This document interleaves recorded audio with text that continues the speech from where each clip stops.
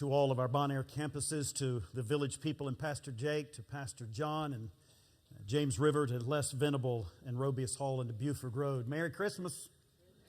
God is good and all the time. Robert Fogum tells the story of going to see the doctor and sitting in the waiting room. He noticed there an attractive elderly couple waiting as well. She was wearing a sweater that had holly berries and poinsettia leaves adorning it. And the man, without any prompting, after they'd been sitting there for just a minute, leaned over to Robert and said, "Merry Christmas." And before Robert knew what he had said, he returned the same response, "Merry Christmas to you also." And then it dawned on him it wasn't Christmas. It was the middle of February. Then the older man began singing Christmas carols, kind of under his breath, but loud enough to be heard there in the waiting room. And finally, the receptionist addressed him as Uncle Ed. And when he came up, she said, "Merry Christmas to you, Uncle Ed," and took him back to see the doctor there. Once Uncle Ed had left the room, the older lady leaned over and began to explain to Robert the reality of the situation. She said, "I noticed a change in my husband's behavior. It was after a couple of strokes that he had endured a few years ago. It happened when he came downstairs one day and he looked kind of perplexed, kind of confused, and said to me that he had forgotten it was Christmas and that he needed some help getting some presents together and putting some decorations out, and would I help him?" She said, "So I called our daughters immediately and the whole family came together and we celebrated Christmas that very day." She said, "Yes, it was more than a little odd. It turned out to be a very warm experience since it was in the middle of July." She went on to say, though, she said, "After our daughters left, he asked me to tell him about his Christmas growing up. He couldn't remember." She said, "I was so thankful really that he couldn't remember, because the stories he had told me prior to the strokes talked about a time when he survived a very abusive childhood. And that really, the reality was they didn't celebrate Christmas at all." But Robert said because his wife, who had never lied to him, loved him too much to tell him the truth, she spun tales of wonderful holidays, full of love and family traditions and memorable gifts. Her husband was pleased. And he learned from this woman that now every few months or so, the family will once again gather and celebrate Christmas. And it's become a rather cherished family time because no one knows when Uncle Ed will determine when it is Christmas. And so they are ready to participate in it whenever it happens. He said he'll never forget her last comment when she said, "It's kind of refreshing to have Christmas come as a surprise to everyone." Well, there's no doubt if there's one thing we can say about Christmas and this incredible, greatest story ever told, is that it is a surprise. Beginning with the shepherds, they were surprised that night like no other when angels appear and terrifies them to death. They're scared, but this word of "do not fear." My guess is after that, when they were telling their friends about that, their friends too might have said, "Have they had a stroke?" Mary and Joseph were surprised.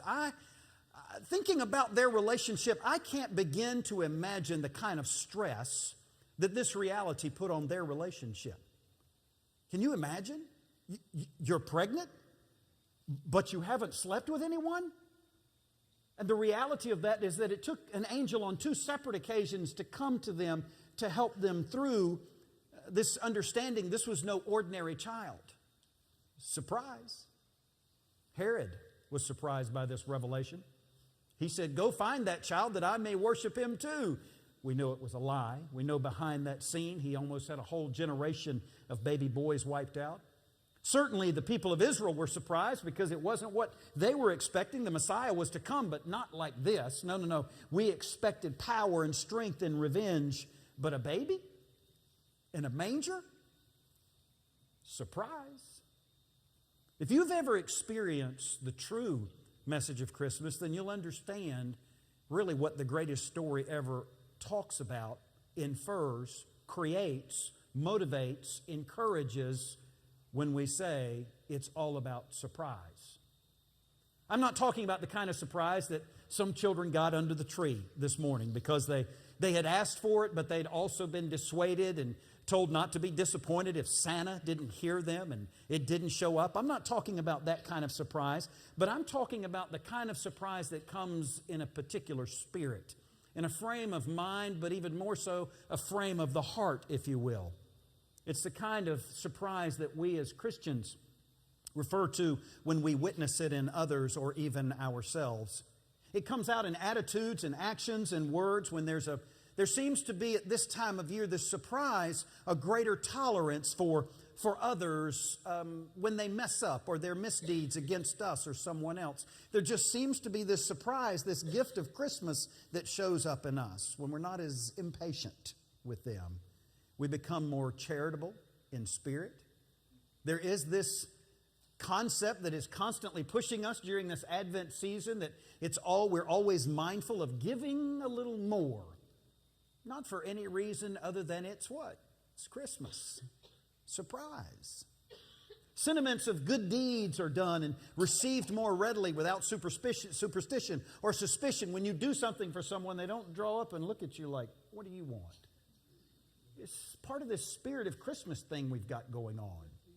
As Norman Vincent Peale said, and I quote, "Christmas waves a magic wand over this world, and behold, everything becomes softer and more beautiful."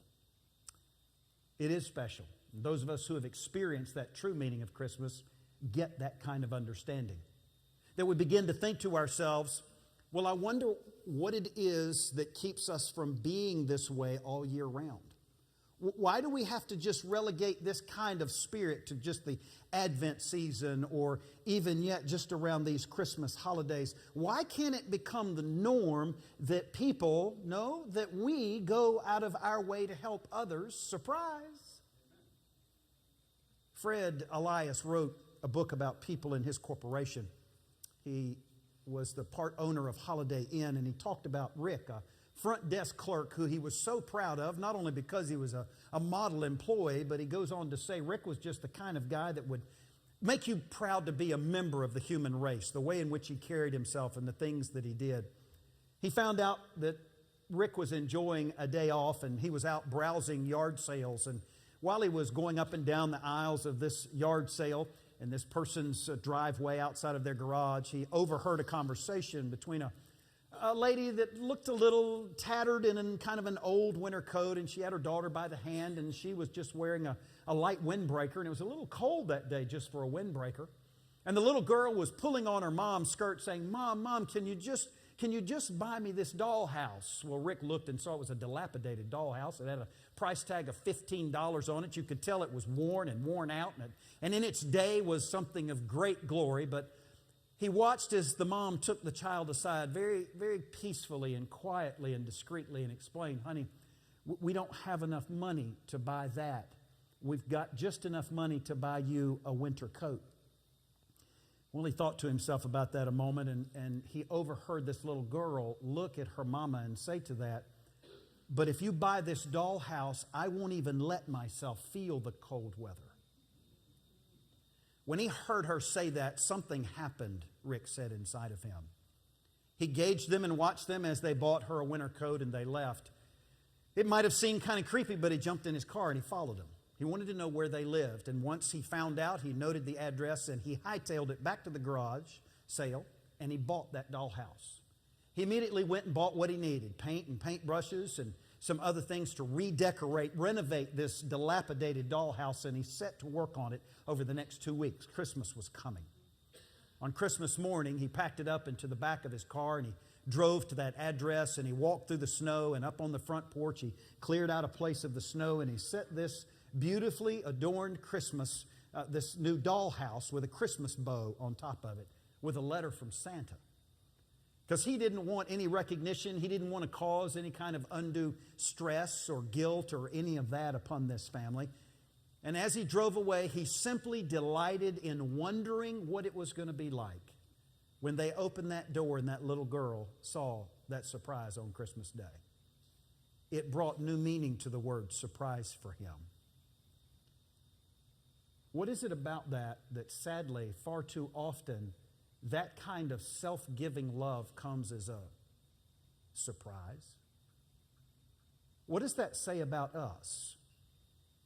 The more I think about this, really, that ought to be the essence of who we are as the Jesus family, as disciples of Christ, belonging to His family, those of us who believe in a resurrected Jesus Christ who gave it all for us to live and love. I guess our actions ought to be surprising over and over in a positive way to a world that is inclined to believe the worst. They're very suspicious, and yet they receive the best from us over and over and over, to the point maybe it doesn't even feel like a surprise anymore. It becomes a part of who we are.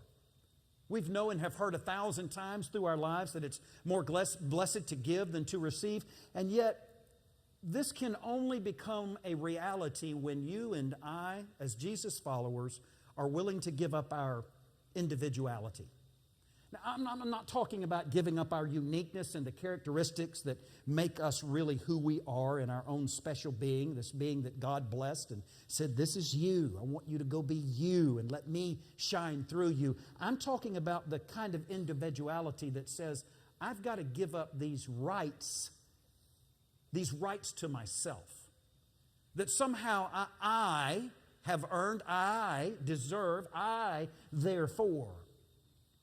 To kind of give up I am me and I must get my way, to kind of give up that I want my way because, well, this is me and I deserve it in this life. I would like the way Oswald Chambers says it in his My Utmost for His Highest, and I quote when he says, the right to ourself, the continual assertion of individuality may be the very thing hindering our spiritual life more than anything else. Wow. I wonder what it would look like. A life of surprise.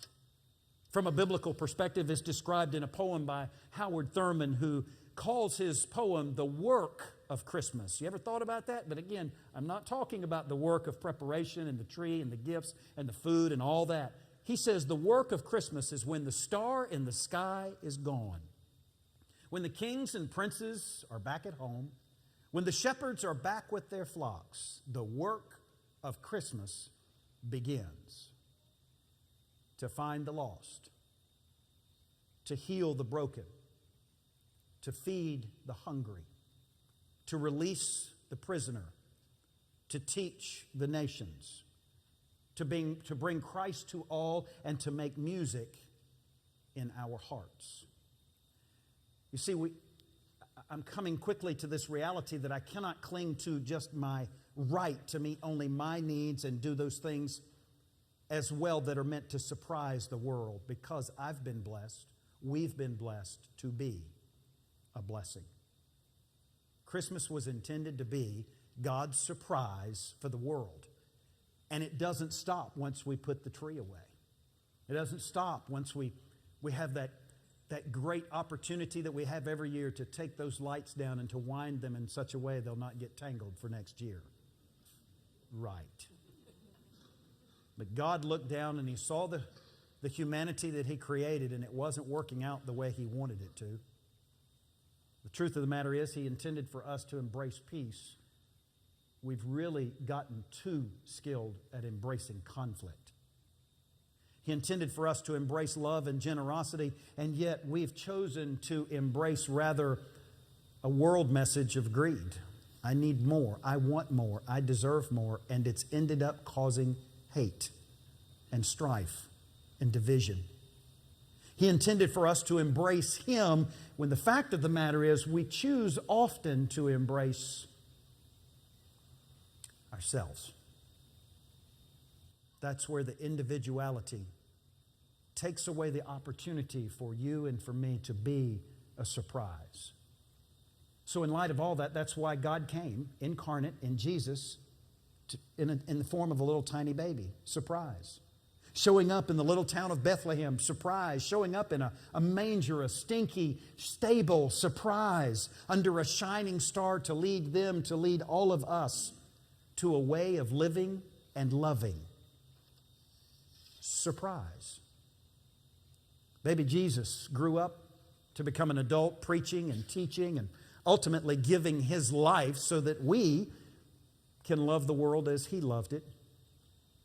The invitation this morning, the challenge for us is that we're to be God's surprise to our families, to our community, to the world, to every other living being. We have the opportunity to live out this Christmas surprise. That's how Christmas has a chance to be lived out all year round, all 365 days, so that it makes a difference in the world around us. Want to do something different this year? It's not too late. Hang a stocking for Jesus, and in that stocking, gift Him with a tolerance daily for those who are different. Tolerance, not acceptance of. Tolerance, not judgment about. Tolerance, an ability to be present with folks with the ultimate goal of redemption. Loving kindness can go in that stocking to those who are desperate for anyone to care. And they're closer than you and I think. What else can go in that stocking? A heart that is willing to meet a new friend and give them a family. Give them a network of friendship, of someone who shows this surprise. You didn't have to do anything to earn my love. I'm just going to give it to you the same way in which God gave it to me. And here's the surprise of all this. Leave it up all year. Leave the Christmas stocking up all year.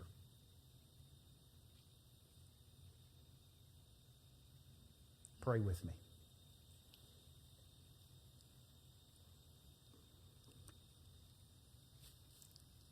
As you're bowed, I want you to hear this prayer that a good friend of mine, Bob Dale, wrote.